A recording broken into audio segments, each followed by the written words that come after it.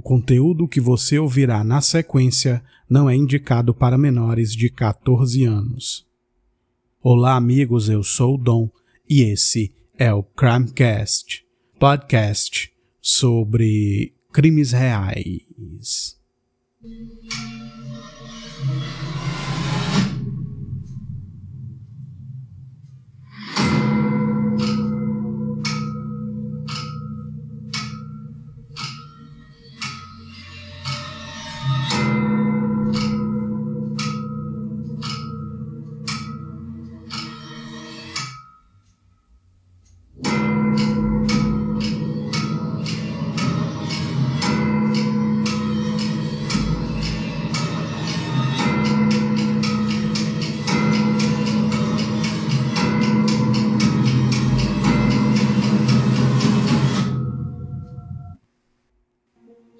É isso, amigos, mais um episódio aqui no Crimecast, mas antes, quero pedir a vocês para seguir o Instagram do Crimecast, que é o Crimecast_podcast, e para que vocês se inscrevam no canal do YouTube.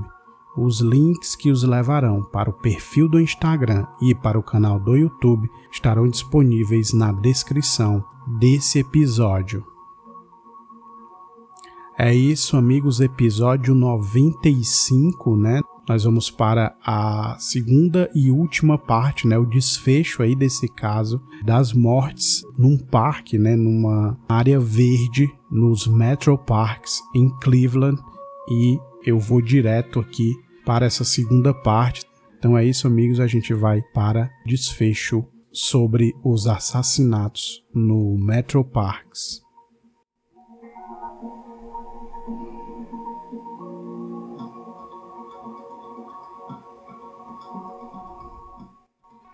Eu terminei numa parte, né, a primeira parte ali, o final dela foi no momento em que a polícia não sabia, né, o grande mistério era o motivo por que eles se encontraram naquele dia, por que eles foram se encontrar e por qual motivo os dois foram mortos, né? Não se tinha, até o momento, nenhuma informação sobre quem realmente, né, quem de fato atacou os dois e o porquê disso, né?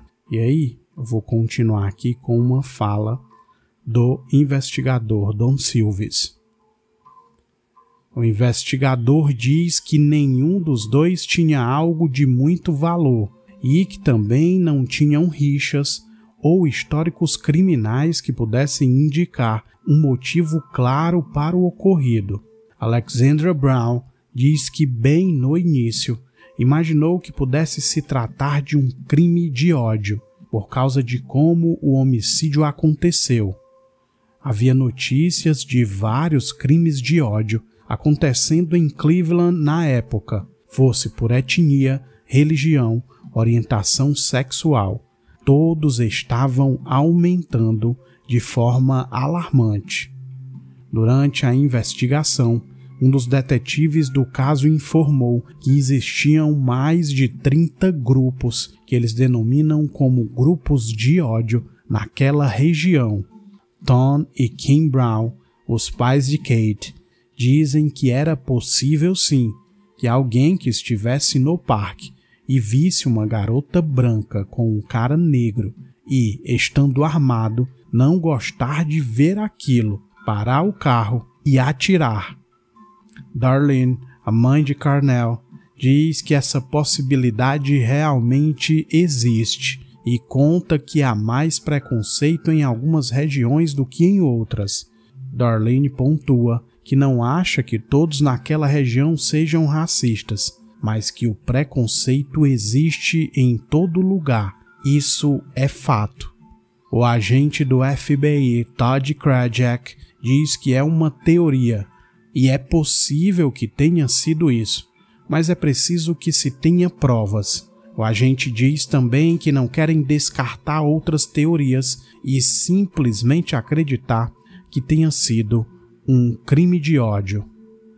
Outra teoria levantada é de que poderia ser um crime com relação com gangues. Nesse caso, poderia se tratar de uma iniciação, porém, A iniciação em gangues é feita quando a pessoa comete um crime para entrar nelas, e geralmente esse crime cometido não é contra alguém inocente, de forma aleatória. Geralmente é para ajudar a gangue de alguma forma, como matar alguém da gangue rival, por exemplo. Todd diz que não descartam essa possibilidade também, mas acredita que uma gangue não faria isso. O irmão mais novo de Carnell, Terence, também diz que não acredita na teoria de que foi uma gangue e diz ter certeza de que o crime não foi algo aleatório, foi algo intencional. Alguém queria Kate e Carnell mortos. A irmã mais velha de Kate, Lauren Brown, acredita na teoria de que um dos dois tenha sido seguido, pois considerando o intervalo de tempo entre 17:08 e 17:22, que foi o espaço de tempo em que os investigadores acreditam que o crime aconteceu, seria um tempo muito curto para alguém estar no local por acaso e decidir fazer aquilo.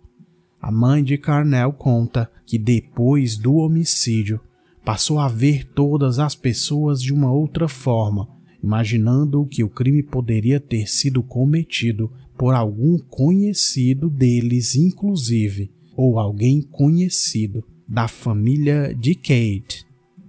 O procurador Saleh Avadallah explica que a vitimologia é algo muito importante em toda investigação de assassinato, ou seja, quem convive com as vítimas, amigos, conhecidos e familiares.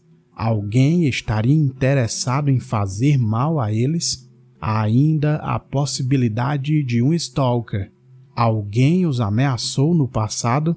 Considerando todas essas possibilidades, a investigação procurou alguém que tivesse o desejo de matar um deles ou os dois. Alguém que fosse proprietário de uma arma de fogo ou que tivesse acesso a uma arma e que tivesse a oportunidade de encontrá-los no parque.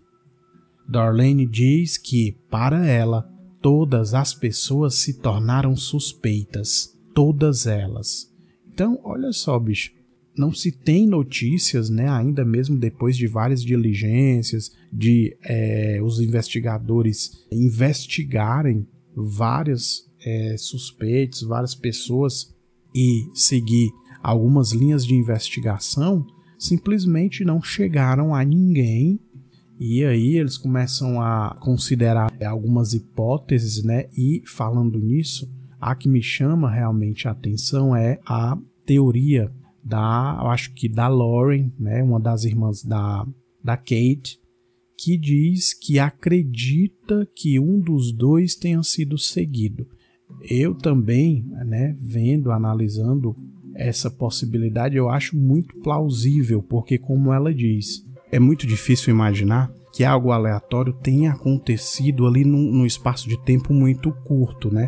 Quando a Lauren Brown falou, eu realmente também fiquei imaginando e acreditando nessa hipótese. Eu acho muito plausível que realmente um dos dois já estivesse sendo seguido, né? A pessoa que vinha seguindo um dos dois já tinha ali a intenção de fazer algum mal e aproveitou a oportunidade, né, no local que naquele momento, mesmo sendo um local de bastante movimentação, por se tratar de um parque, obviamente, ela decidiu fazer aquilo e de uma forma rápida, né? Então, acredito realmente nessa possibilidade.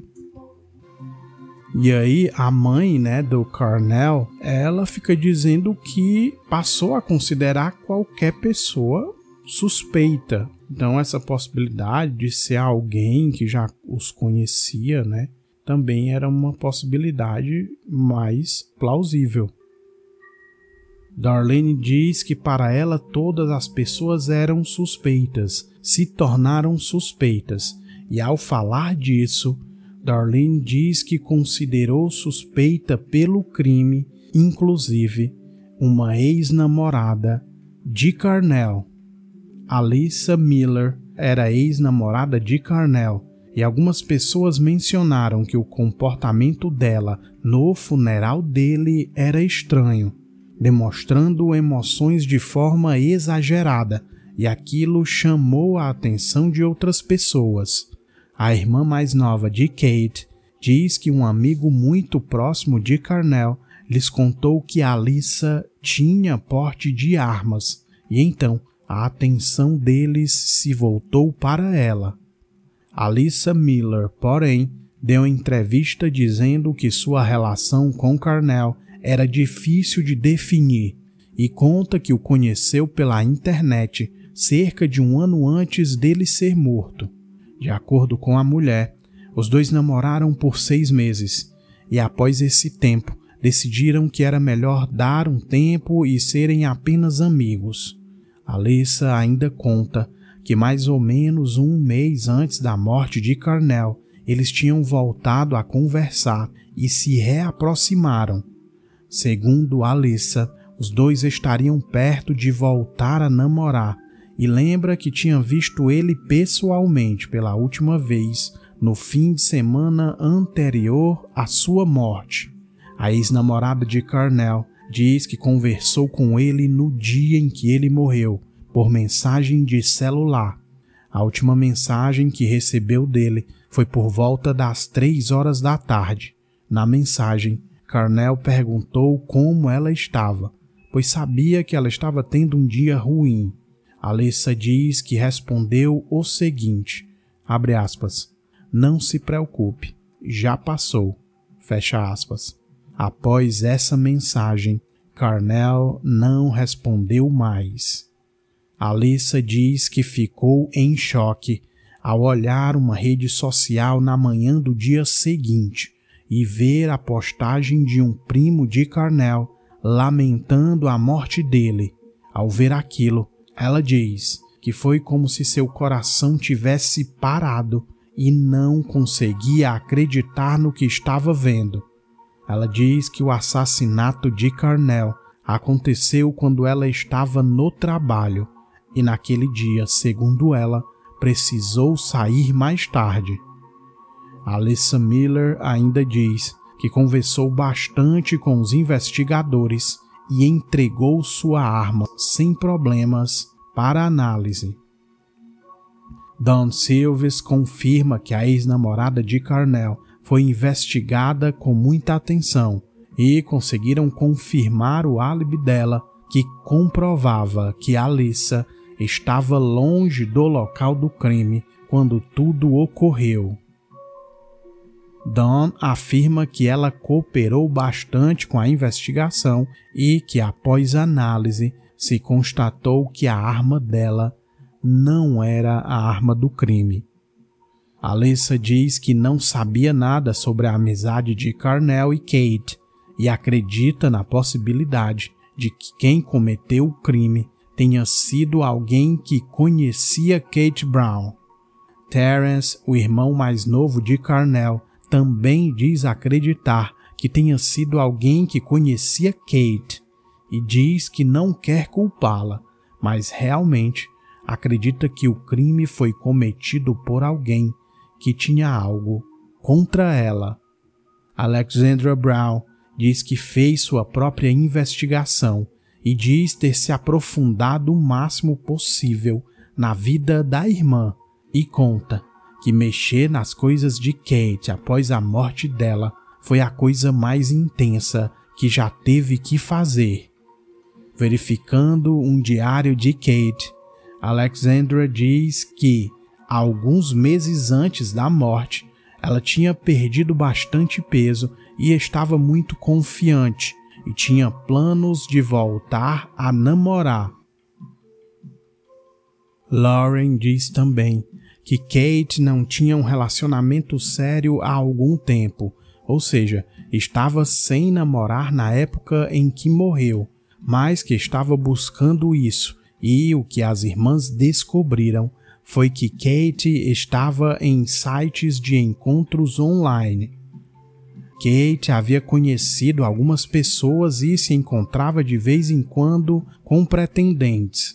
Lauren descobriu que na sexta-feira antes da sua morte, ela conversou com alguém que conheceu em um aplicativo e chegou a marcar um encontro. Kate foi ao encontro dessa pessoa, mas começou a achar que o homem tinha uma atitude estranha, e então ela passou a ter um mau pressentimento em relação a ele. Kate conta no diário que em determinado momento não se sentia mais segura ao lado daquele cara e então decidiu ir embora. Ao chegar em casa, Kate começou a investigar o homem com quem se encontrou e o que descobriu a deixou chocada. O homem com quem tinha se encontrado naquela noite já tinha assassinado alguém 10 anos antes. Kate descobriu que o assassinato que o homem cometeu era perturbador. Ele e o irmão esfaquearam uma pessoa e depois atearam fogo no corpo. Kate ficou muito nervosa ao descobrir tudo aquilo e se culpou por não ter pesquisado antes de sair para o encontro. A polícia chegou ao homem em questão e o investigou, mas o álibi apresentado por ele foi confirmado. Foi comprovado que o suspeito em questão estava no sul de Ohio quando Kate e Carnell foram mortos. Havia também um outro homem suspeito. Os pais de Kate contam que a filha namorou esse outro homem por mais ou menos um ano e meio, e então terminou com ele. O pai de Kate acredita que esse ex-namorado não queria aceitar o término e que a relação deles era turbulenta. De acordo com as irmãs, o homem era abusivo com Kate e todos sabiam que ele tinha um histórico violento no relacionamento com ela. Os dois já tinham terminado há alguns anos, mas Alexandra diz que Kate tinha dificuldade em quebrar hábitos, e o que a família descobriu é que Kate ainda saía com um ex sem que ninguém soubesse, em segredo. A família também descobriu que o ex-namorado estava com Kate na véspera da morte dela. A polícia informou que no apartamento de Kate, as câmeras mostraram o momento em que ele chegou e o momento em que ele deixou o local naquela noite. Alexandra diz que imagina a possibilidade do ex de Kate ter voltado no dia seguinte, que era justamente o dia da morte, antes de ela ir para a academia. E então os dois teriam brigado, como sempre acontecia. Kate sairia e o ex provavelmente a teria seguido. Olha só, essa tese é a tese de uma das irmãs, A irmã mais nova. Esse ex-namorado da Kate teria seguido ela ali numa suposta discussão. É o que uma das irmãs acredita. Eles podiam muito bem ter brigado justamente naquele dia e depois daquela briga, ele chateado por ela ter talvez, terminado novamente o relacionamento, ele com raiva ali seguiu ela e aí a Kate e o Carnell deram esse azar de ele ver que ela tinha ido se encontrar com um homem. A irmã de Kate diz que caso ela tivesse terminado o namoro mais uma vez, ele não aceitaria e, além disso, ia querer revidar. A polícia investigou esse homem também e constatou que ele estava em uma barbearia no horário em que Kate e Carnell foram mortos. Lauren, porém, pontua que não sabe se a polícia tem provas materiais desse álibi, como, por exemplo, um vídeo dele na tal barbearia. Então, essa possibilidade parece que é uma das que a família da Kate acredita mais, E aí, quando eles repassam essa informação sobre esse ex para a polícia investiga e diz, não, O álibi dele é que ele estava numa barbearia e a gente confirmou isso. Porém, a família diz que não sabe como a polícia confirmou isso, que a polícia nunca disse se essa confirmação desse álibi seria, por exemplo, por um vídeo, por uma imagem dele na barbearia, né? Então, a família meio que fica naquela. Será que realmente esse álibi dele foi comprovado ou ele deu um jeito ali de criar esse álibi, né? Não se sabe. Mas o certo e importante é que, após investigar esse cara, a polícia também o descarta justamente dizendo que ele tem esse álibi. A família de Kate acredita muito nessa possibilidade de um crime cometido por ciúmes, mas a polícia descartou também o ex como suspeito, que é o que eu falei para vocês agora. Pouco tempo depois, com o caso ainda sem solução, os familiares de Kate decidem aumentar a recompensa por informações que levem ao responsável pelo crime. Inicialmente, a recompensa era de $30 mil, passando naquele momento para $100 mil. Os pais de Kate dizem que imaginaram que com um valor tão considerável não era possível que não aparecesse alguém. Eles acreditaram que alguém finalmente iria falar. Mas não, mesmo após o valor da recompensa ir a $100 mil, ninguém apareceu. Nenhuma informação nova foi revelada. Olha isso. Kim Brown diz que o caso foi esfriando e a única coisa que eles podiam fazer era colocar placas, cartazes e fotos no local onde o crime aconteceu para manter vivo o caso e a esperança de que alguém veria aquilo e falaria algo em algum momento. Porém, quanto mais o tempo passava, mais eles tinham menos esperança de que o crime seria solucionado e o culpado encontrado.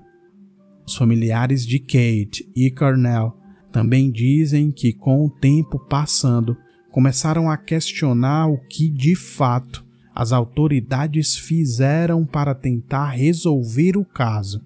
Terence diz que houve falhas, em sua opinião, por parte das autoridades e diz que fica muito frustrado por ninguém ter sido responsabilizado até hoje.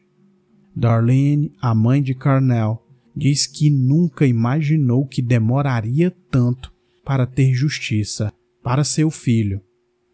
Os pais de Kate afirmam que têm muito ressentimento contra as autoridades, pois além do caso não ter sido solucionado, eles também foram obrigados a retirar todos os cartazes colocados no parque, onde pediam informações sobre o envolvimento e a autoria do crime. Na época, o pai de Kate deu declarações muito fortes ao saber que tinham que retirar os cartazes. Em entrevista, ele disse o seguinte, abre aspas, colocamos cartazes e placas pelo parque pedindo informações e nos obrigaram a retirá-los. Não são placas de um baile de formatura. São placas que estão aqui para conseguir pistas. Talvez a pista que acabe solucionando o caso. Fecha aspas.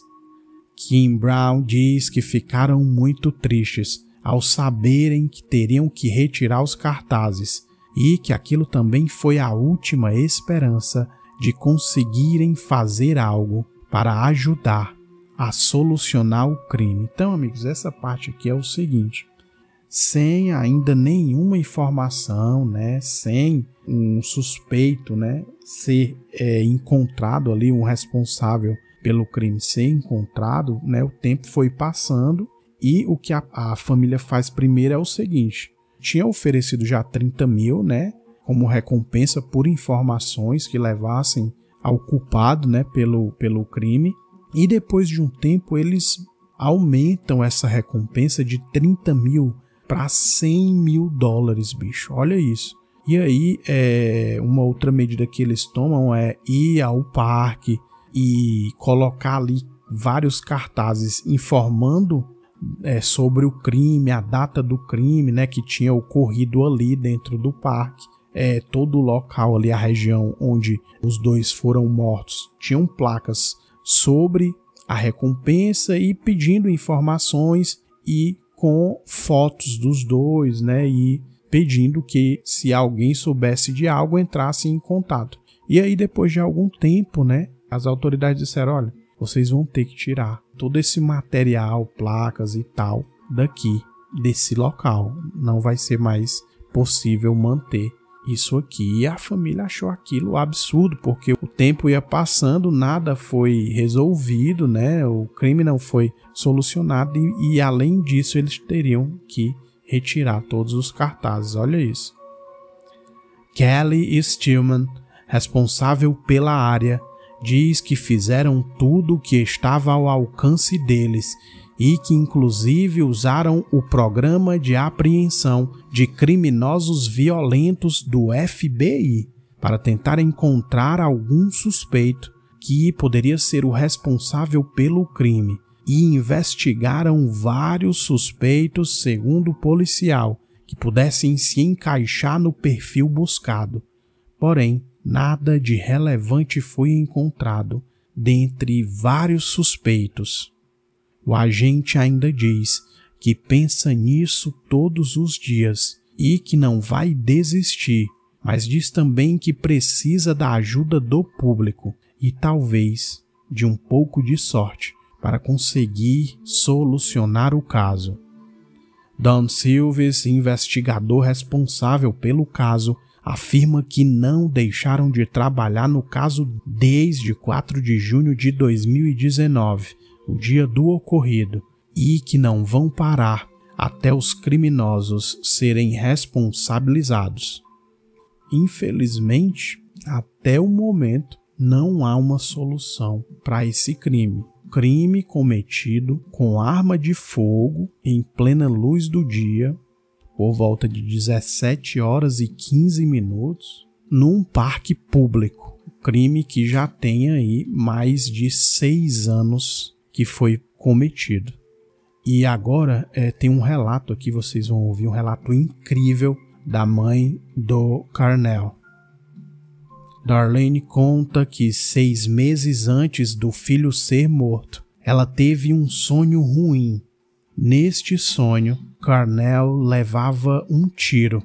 Ela diz que não sabe se isso foi Deus querendo lhe preparar para o que aconteceria e lamenta que o filho se foi, mas que isso não deveria ter acontecido. Com lágrimas nos olhos, Lauren diz que acha que nunca vai entender por que isso aconteceu e diz que sente muito a falta da irmã. A avó de Carnell, Audrey Posey, diz que ainda não parece real, mas sabe que é real, e sendo a matriarca da família, diz que deveria ser forte e falar aos outros para serem fortes também e não desistirem. Os familiares de Kate e Carnell continuam acreditando que um dia a verdade será revelada e elas finalmente vão saber quem fez isso e o porquê fez isso. É isso, amigos, eu vou ficar por aqui. Esse é o final aí do episódio 95, cara, e só para fazer algumas considerações sobre o caso, eu não sei o que vocês acham, mas para mim a possibilidade de um dos dois ter sido seguido até o local, e aí existe a possibilidade de que tenha sido a Kate, né? Eu acho essa tese uma das mais fortes. Como o crime acontece muito rápido, né? Pouquíssimo tempo depois de eles chegarem no local, eu acredito que realmente tenha sido isso. Alguém foi seguido, muito provavelmente a Kate, e lá, rapidamente, quem cometeu o crime cometeu e saiu sem chamar muita atenção, mesmo estando num parque público, né? o Carnell morreu muito provavelmente sem saber, porque pelas investigações ele leva o primeiro tiro já na parte de trás e ele já cai para o lado ali, muito provavelmente morto, e leva o segundo tiro, muito provavelmente não viu quem o matou, e pelo que eu sei aí do caso, eu acho que é possível que a Kate, ao ouvir o barulho e o tiro aqui do seu lado, né, no Carnell, tenha de forma instintiva ter virado para olhar para trás, e pode ser que tenha visto o rosto, né, mas ao tentar correr ali desesperadamente não conseguiu escapar, porque logo em seguida ali leva também um disparo fatal na cabeça. Então é isso, amigos, eu fico por aqui com o final desse caso. Vou trazer aí os outros episódios para vocês em breve sobre o livro, né, do Lionel Dahmer, escrito por ele, né, o pai do Jeffrey Dahmer, e peço para vocês aí, quem quiser, fique à vontade aí para comentar sobre esse caso, desse episódio que terminamos hoje, né, sua teoria, o que você acha que aconteceu, tá? Então é isso, amigos, em poucos dias eu volto aqui no Crimecast.